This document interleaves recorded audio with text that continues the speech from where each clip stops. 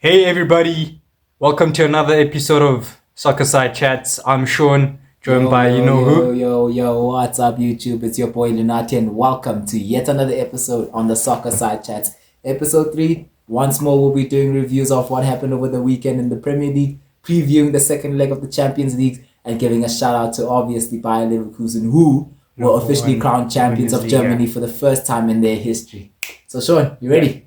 Of course man, ready. What do you think about Tottenham? Humbling experience at St. James's Park 4-0? I mean, Tottenham, man. They look like a team that's not even pushing for top 4 with that performance. Yeah, I know. But they were just all over the place. But I want to tell you, I remember hearing Ange Postecoglou a couple of weeks ago, when he came at the Chelsea game. Actually. Yeah, I don't know. No, not exactly. No, when they asked him, remember the Chelsea game when they got 2 red cards? Yeah. They asked Postecoglou at the end of the game, why did you continue with your style of play when you guys were still vulnerable and all that?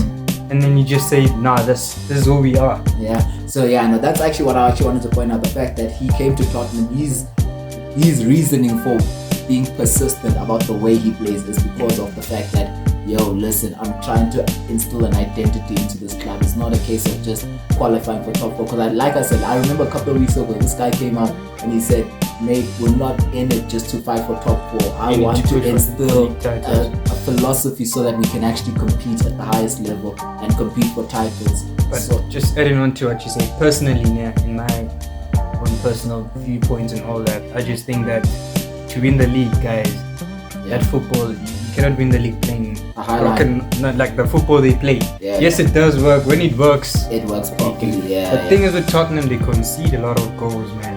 Every game they either coming back or they completely losing the game. So and I wanna ask you, I asked you over the phone, we had a call. Do you think this is naive from like I said, Postecoglou? I don't think it's naivety. I think it's down to a bit of stubbornness because he's insistent in instilling a style of play. And when you wanna instill, your brain is not telling you now it's telling you no, we're not gonna change just because people from the outside are telling us this, that, and the other.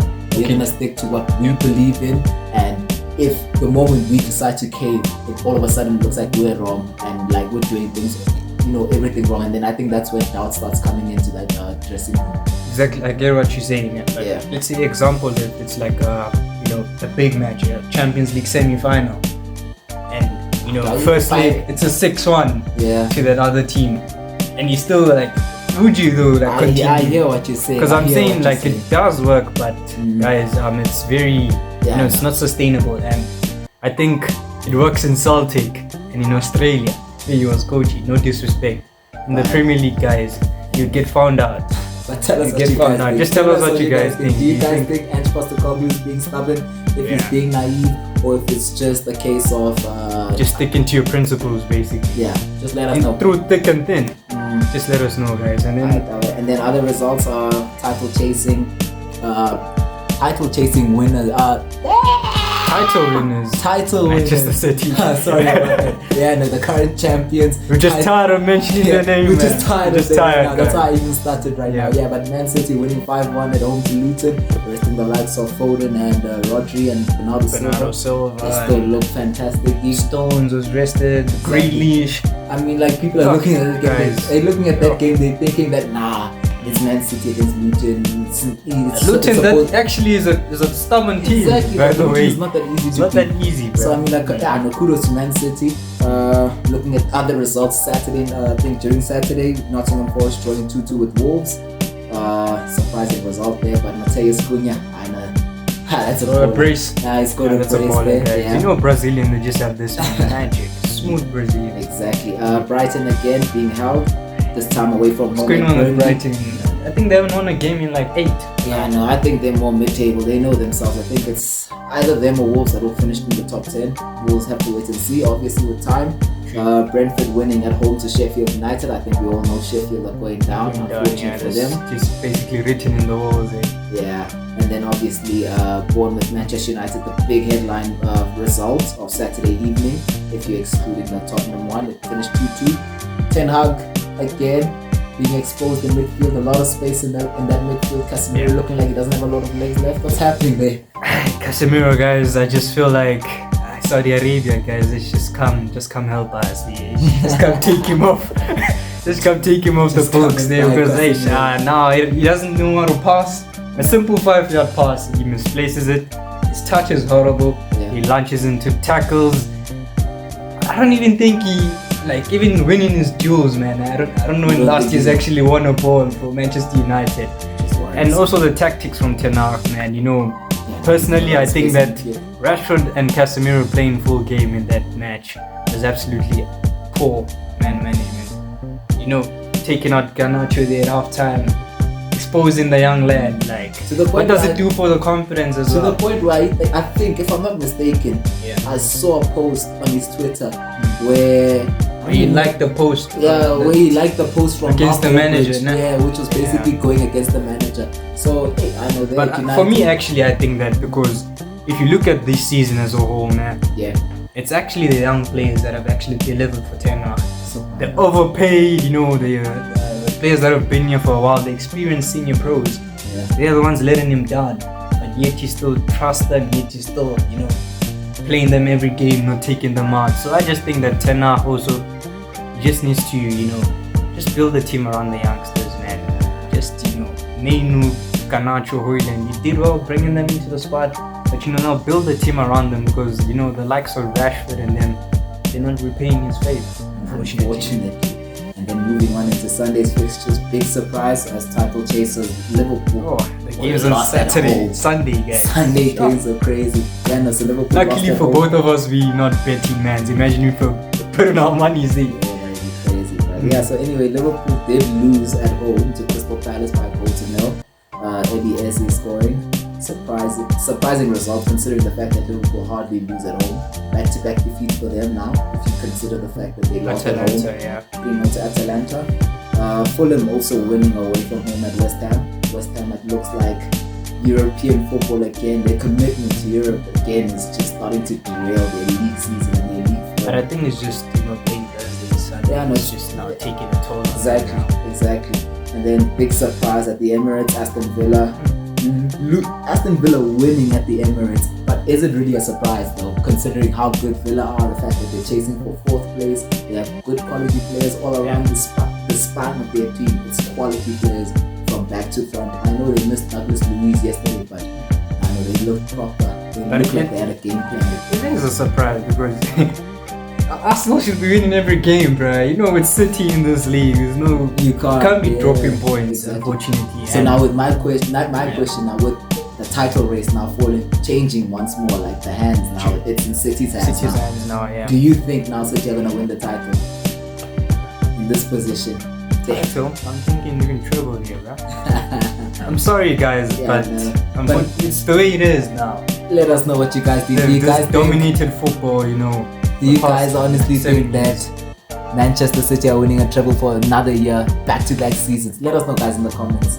Or do you think that any team can stop them? Do you think Liverpool or an Arsenal might have a late title charge, or City might drop points here and there because going into the deeper stages into the Champions League?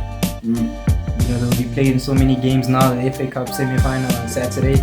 This is Man City. Man City. They're used to it. No, this is Man City. And guys, surprisingly enough, I don't think City have been that good this season. I think it's probably down to the fact that they have a thinner squad this season compared to last season. But they haven't looked as free-flowing and as ruthless as last season. Because last season I think it's maybe only recently now where they're now starting to pick up exactly, which is what they do anyway. So guys, let us know once more. Do you guys think that Man City are gonna win another treble, or do you think Chelsea this weekend are gonna surprise people? I personally think they'll surprise. I don't think they'll win today, but I think that they'll surprise people on the weekend, Saturday, 6:15. Better watch that game. So now looking at the Champions League now, the 4 games. And exciting. Let's start with tomorrow's game. Yeah. Barcelona versus PSG. Barcelona's at home. Barca 3-2 up. What do you think's gonna happen there? Barca will win. You think Barca will win? Especially with as well. Pedri's back. Pedri was rested at the weekend. Rafinha, Lewandowski, Gundogan. I mean, everyone is back except for Gavi, man. Yeah. They look really strong, and I think at home, And it's still, and to me, PSG still look like a bunch of individuals that are trying to play as part of a team. There's no system or there's no proper. But I think as well, Enrique is trying with the players that he has and the quality that he has. Because remember, no CDM as well. Yeah. Injuries like all over, especially at the back. You know, they've missed Mendes. Yeah. He just came back recently. I think Kimpembe's still out, nah. Yeah, he's still out. Imagine. So yeah, unfortunately for them. Yeah. And then the other tie, Atletico Dortmund. That one's going to be interesting though. It's going to be interesting, but Atletico have the advantage. They're going away now to the Signal Iduna Park. I just English guys.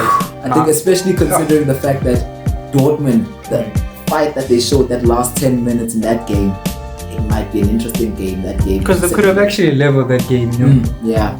And with the yellow wall now behind them, the noise that they're going to generate, you might see something. Yeah. It might be a surprise. But me personally, Atletico's experience in the competition. Exactly. They've been there, they've done it. They'll just go there, cry out 1-0 or even 0-0. Yeah. That's just Simeone there for you guys. Simeone football, yeah. Now, Wednesday's games, the most exciting ones of the most exciting leg as well last week. Me and you and all the viewers can agree that Wednesday's fixtures are the ones we are gonna get our popcorn for. We're gonna go get our popcorn. We're gonna make sure we watch both of them at the same time. How we do that, I don't even know. But we're just gonna make sure we tune in because last week I went for a treat, something brilliant game. But I think this is a credit to all four of those clubs. I think when you think about it from the grand scheme of things, especially with the performances those four showed last weekend, these are probably the best four clubs in world football right now. That's true, man. That's true. That's my honest opinion, because Arsenal are playing good football. Forget yesterday's results, but they're playing good football. Bayern Munich, forget what they've done in the league. They're still a quality side. Bayer Leverkusen, they're still a very good side. Man City is Man City. Real Madrid is Real Madrid. So it could be anyone's game, but for me, I'm going Bayern to beat Arsenal and Madrid to beat City. I've said it, guys. I've said it. Spoiler. Now, personally, boy, I'm gonna fight you there, dog. I just don't know, dog. Like, I'm even gonna tell you right now, dog. Like, Real Madrid in their entire history have never won a game of football at the Etihad. Like, they've gone there and they've lost or drawn. Yeah, because 15-16 they drew that game 0-0, I think. So yeah, for them to rock up to the Etihad, it's not up in place. And I feel like as well, if you look at the vibe that they had at the end of last week's game, it felt like a defeat because they were like, sure, we should going to the Etihad. Even Valverde, you said, guys, after the you said that in the but guys, let us know what you guys think. Do you guys honestly think that Real Madrid are going to be able to beat Manchester City at the Etihad, with City firing on all cylinders, with Rodri? Key players getting rested over the weekend. But both teams actually rested key players. So interesting game actually. But Real Madrid, no Tchouaméni, no CDM. And that's another blow with the amount of injuries they have. And big blow.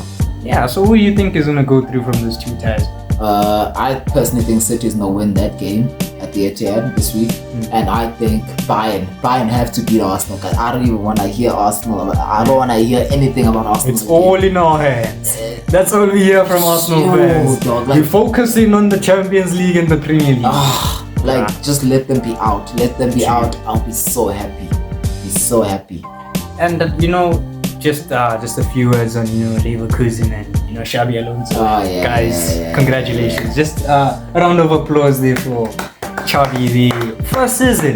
To the point where he even has his thing. To the point where the Bayer Leverkusen, I don't know who named, I think it was the mayor or someone like that. They renamed the road on the way to the Bayer Arena after Xabi Alonso. Really? Yeah, it's their first title in their history. We're talking about in their history. The guy that was coaching Real Sociedad B side at the beginning of last season. And he took over this side when they were in the bottom half of the table. I think they were the bottom two.